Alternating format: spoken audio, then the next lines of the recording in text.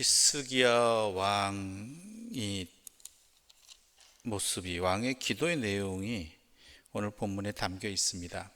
근데 오늘 본문을 쭉 읽으시면서 우리가 분명히 알아야 될 것들이 항상 있겠지만, 특히 눈여겨봐야 될 것들이 랍사게가 어떠한 모습으로, 어떠한 말들로 남유다 백성들을, 히스기야 왕을 위협하느냐라는 것이죠. 랍사게는 거짓말한 적이 없습니다. 분명히 자신들이 행한 일이고, 또한 자신들이 눈앞에 벌어지는 현상입니다. 사실입니다.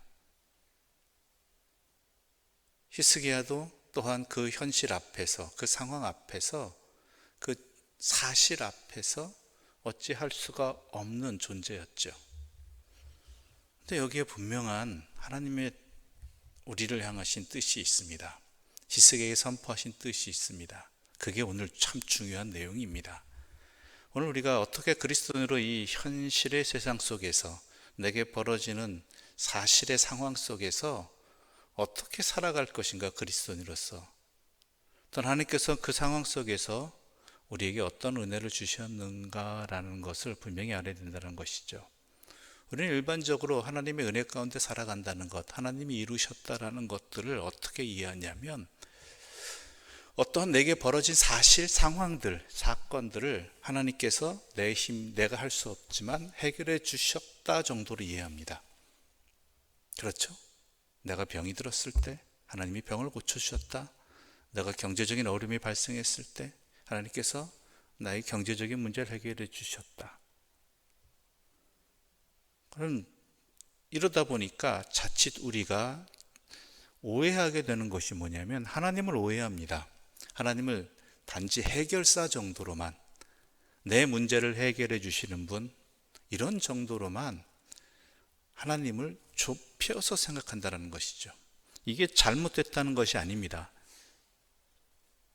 맞습니다. 하나님은 그러하신 분이기도 합니다. 그러나 이것은 매우 좁은 견해입니다. 우린 여기서 더 나아가야 되고 하나님을 더 알아야 된다는 것이죠. 무슨 뜻이냐? 랍사게는 이 사실과 상황으로 모든 것을 판단하라고 합니다. 아수르가 여러 왕들을 쉽게 정복하고 진멸시켰다라는 것, 그리고 지금 현재 자신들이 예루살렘 성을 포위하고 있고, 히스기야 왕은 이러한 아수르의 군사적 행동에, 오늘 본문의 내용 그대로 표현하자면, 아이를 낳을 때가 되었으나 해산할 힘조차 없는 그러한 상황이라는 것이죠. 그러므로 이 사실 앞에서 판단하라고 하는 것이고, 이 상황을 가지고 판단하는 것입니다. 틀린 말이 있습니까? 아니잖아요. 우리가 사실과 상황 앞에서 판단해야 되잖아요. 그런데 오늘 본문은 이렇게 이야기합니다. 히스기야는 하나님께 나아가 기도했다. 이 사실과 상황을 해결할 힘이 없어서 기도했다? 물론 마음은 그럴 수 있죠. 시작은 그럴 수 있습니다. 그런데 오늘 성경이 말하는 바는요, 이 모든 상황과 사실을 가지고 판단하는 것이 아니라 이것을 하나님 앞으로 가져가서 하나님의 뜻 안에서 바라보라는 것입니다. 이게 그리스도인에게 주신 은혜입니다. 똑같은 세상을 살아가는 사람들입니다. 똑같은 사실과 상황 속에 놓여 있습니다. 물론 각 사람마다 처한 상황이 다르겠지만, 세상은 하나님을 믿지 않는 사람들은 그 사실들과 상황만으로 이것을 해결할 수 있다느니, 아니면 A로 가야 된다느니, B를 선택해야 된다느니, 이런 식으로 판단한다라는 것이죠. 그래서 성경은 분명히 이야기합니다. 하나님은 우리에게 분명히 말씀하십니다. 이 모든 상황들을 하나님 앞으로 가져오고 하나님 뜻 안에서 바라보라는 것이죠. 사실 그렇습니다. 우리들 주변에 벌어지는 일도 마찬가지입니다. 똑같은 사실을 가지고도 어떠한 기준을 가지고 판단하느냐에 따라서, 어떠한 시선을 가지고 판단하느냐에 따라서 전혀 다른 해석을 가져오게 되는 것이죠. 그래서 그 사람의 입장을 헤아려 봐야 된다. 또한 한쪽만 입장만 들어서는 안 된다라는 그러한 이야기들이 나오게 되는 것이죠. 그렇다면 사람마다 다 입장이 다른데 어떻게 하느냐? 우리 그리스도인들은 어떻게 해야 돼요? 하나님 앞으로 가져가서 하나님의 뜻을, 이 사실과 상황이 놓여 있는데, 이렇게 있는데 하나님, 이것이 과연 무슨 뜻입니까? 이것이 어떻게 될 것 같습니까? 어떻게 내가 해야 되겠습니까? 라고, 어떻게 보아야 되겠습니까? 라고 여쭈어야 한다는 것이죠. 사실과 상황 속에서 분명히 아수르는 예루살렘 성을 쉽게 점령할 수 있는 사람들입니다. 그리고 그런 일이 벌어질 것 거의 틀림없겠죠. 그런데요, 하나님은 그것에 대해서 분명히 아니라고 하시고 계시죠. 도리어 이스라엘을 향한 하나님의 구원의 손길이라는 것. 왜요? 이스라엘로 하여금 천지 만물을 주관하시는 분이, 역사하시는 분 누구시다? 하나님이시다. 아수르조차도 하나님 앞에서는 아무것도 아니다라는 것이죠.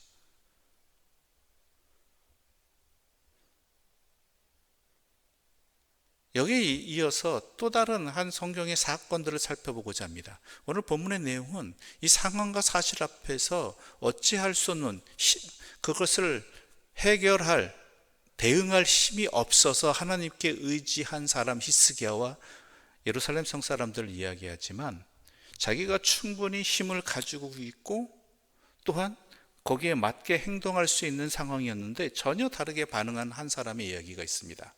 그것은 바로 요셉이죠. 형들이 요셉을 죽이려다가 노예로 팔았습니다. 돈이라도 건지겠다라는 것이겠죠. 그래서 그는 모진 일들을 당했습니다. 그러다가 시간이 흘렀죠. 그거에 얼마나 많은 고생을 했는지 성경에는 기록되어 있죠. 이제 입장이 바뀌었습니다.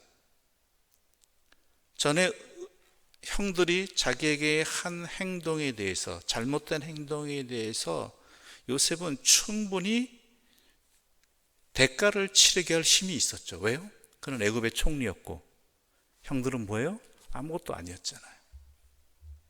해산할 힘이 없는 게 정도가 아니라 문제를 너끈히 해결하고도 남고, 또 거기다 뭐 어때요? 정당성도 가지고 있다는 거예요.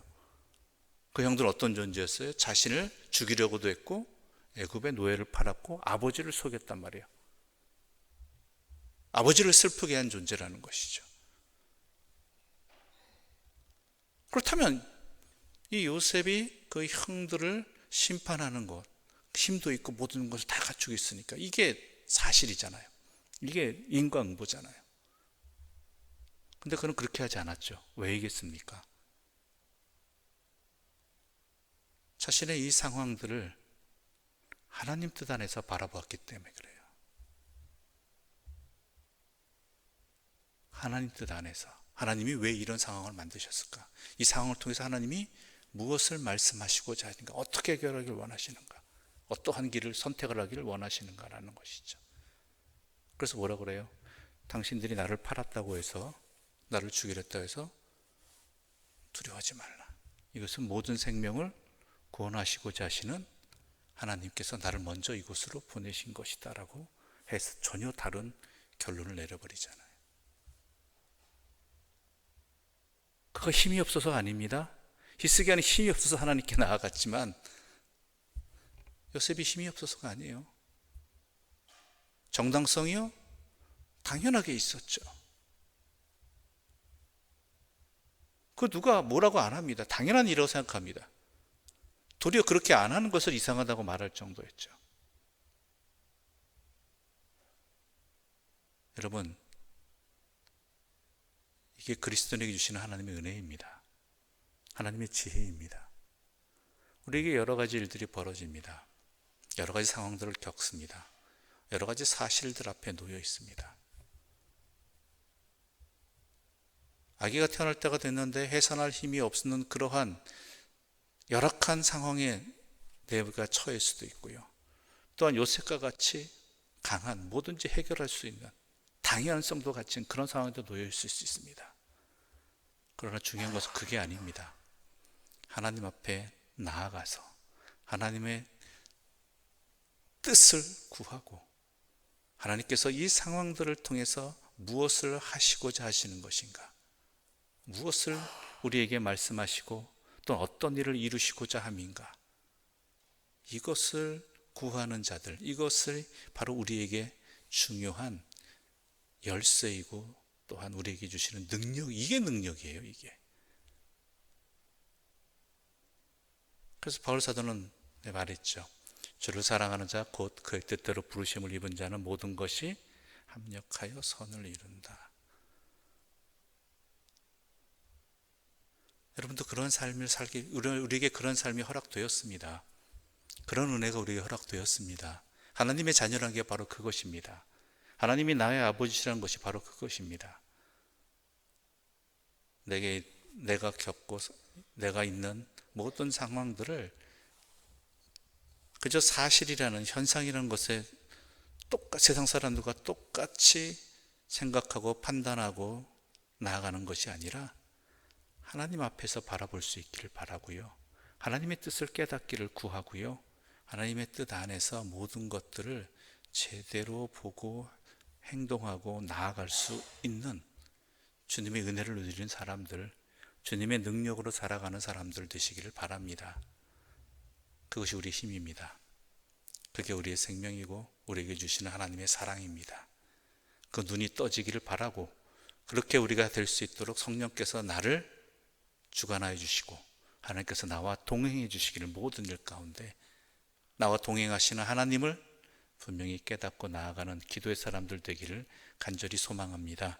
기도드리겠습니다. 하나님 아버지, 감사합니다.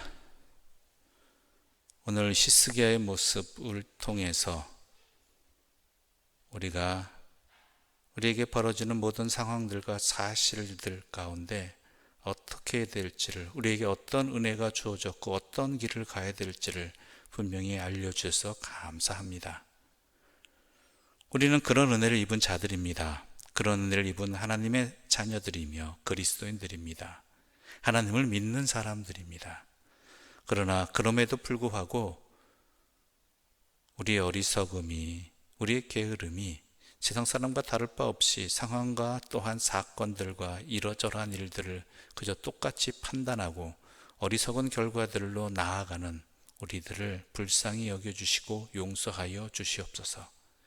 이제 이 새벽에 이 말씀을 우리에게 허락하셨사오니, 이 말씀에 담긴 뜻을 깨닫게 해주셨사오니, 주여, 이제 우리가 우리의 모든 상황들을 우리의 생각과 세상의 판단 속에서 결정하는 것이 아니라, 이해하는 것이 아니라 하나님 안에서 바라보게 해주시고 하나님의 뜻 가운데 또한 분별하게 해주시고 하나님의 이끄심 따라서 선택하고 살아가고 주의 능력 안에 있는 자들 되게 하여 주시옵소서. 예수님의 이름으로 기도드립니다. 아멘.